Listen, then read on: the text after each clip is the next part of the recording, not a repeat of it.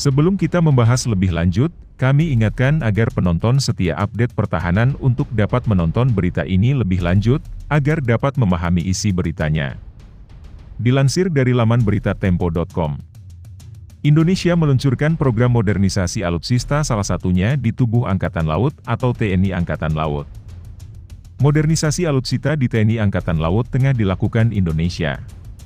Langkah konkret yang diambil Indonesia dalam upaya modernisasi alutsista yakni dengan membeli banyak kapal perang baru.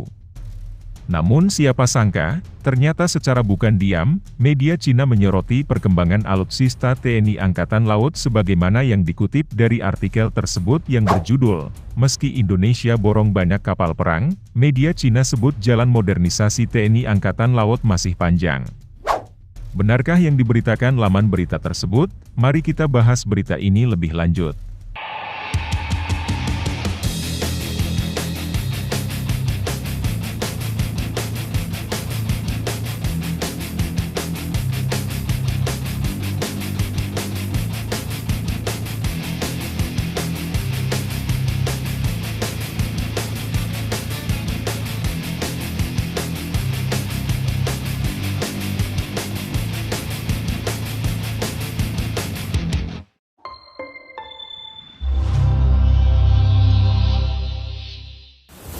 Pengadaan kapal perang baru yang dilakukan Indonesia juga menarik perhatian Cina. Media Cina ikut memantau perkembangan upaya modernisasi alutsista di tubuh TNI Angkatan Laut. Dari beberapa kapal perang yang dibeli Indonesia untuk perkuat TNI Angkatan Laut, salah satu yang jadi sorotan Cina yakni Arrow 140. Ini adalah modernisasi dari LST ataupun AT kita yang sudah usianya sudah tua, di atas 40 tahun.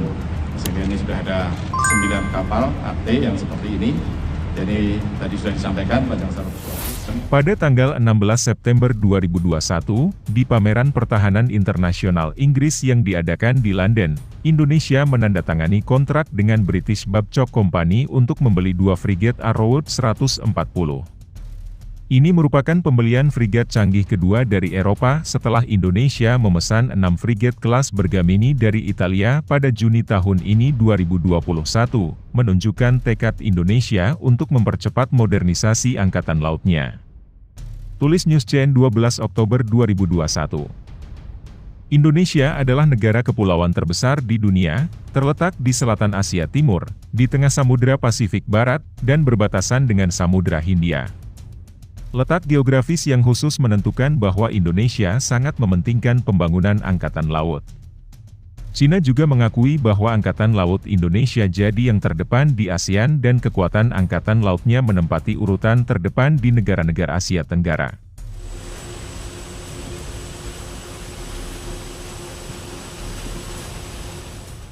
Dalam beberapa tahun terakhir, dengan percepatan umum pembangunan angkatan laut di negara-negara Asia Tenggara, fregat ringan dengan bobot 1.500 ton telah menjadi standar angkatan laut di berbagai negara. Perpindahan lebih dari 3.000 ton. Sebaliknya, kapal perang permukaan tercanggih Angkatan Laut Indonesia adalah 6 fregat kelas Ahmed Yani dengan bobot kurang dari 3.000 ton, sambungnya.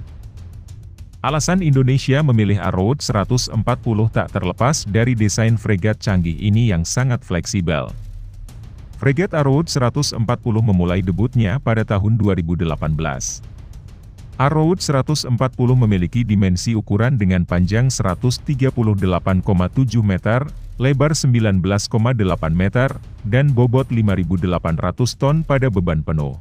Kapal ini hasil produksi industri pertahanan dalam negeri PT Daya Radar Utama Lampung.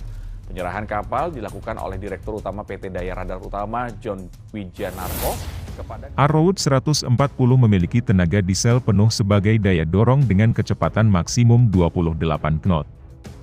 Jarak tempuh yang sanggup dilakukan oleh Arrow 140 yakni hingga jangkauan maksimum 9.000 mil laut.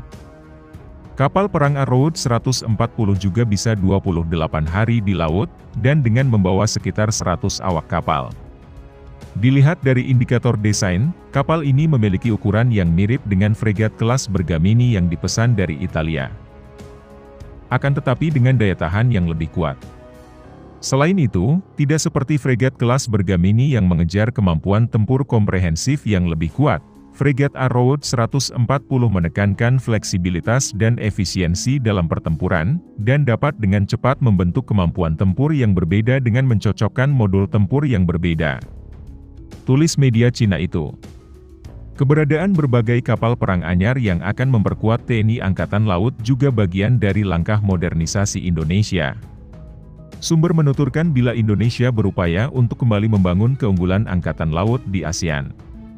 Untuk membangun kembali keunggulan maritimnya di Asia Tenggara, Indonesia meluncurkan rencana modernisasi Angkatan Laut pada tahun 2014 untuk meningkatkan kapal aktifnya.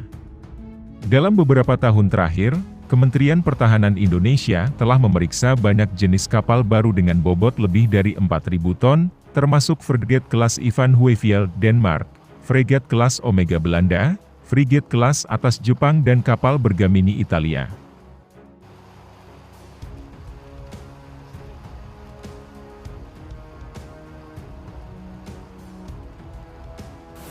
Pada Juni tahun ini 2021, Indonesia memesan 6 frigat kelas Bergamini dan 2 frigat kelas Mistral yang dipensiunkan oleh Angkatan Laut Italia dari Italia.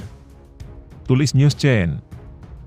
Diperkirakan bahwa setelah 6 frigat kelas Bergamini dan 2 frigat Arrow 140 dioperasikan, skala dan kemampuan tempur kapal permukaan Angkatan Laut Indonesia akan sangat meningkat.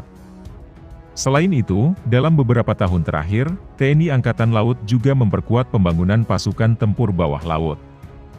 Pada tahun 2011, Kementerian Pertahanan Indonesia menandatangani kontrak dengan Daewoo Shipyard, Korea Selatan untuk membeli 3 kapal selam bertenaga konvensional. Pada hari peluncuran kapal No. 3 tahun 2019, Indonesia memesan 3 kapal lagi. Indonesia berencana untuk memperkenalkan total 12 kapal selam jenis ini untuk membangun kekuatan tempur bawah laut konvensional.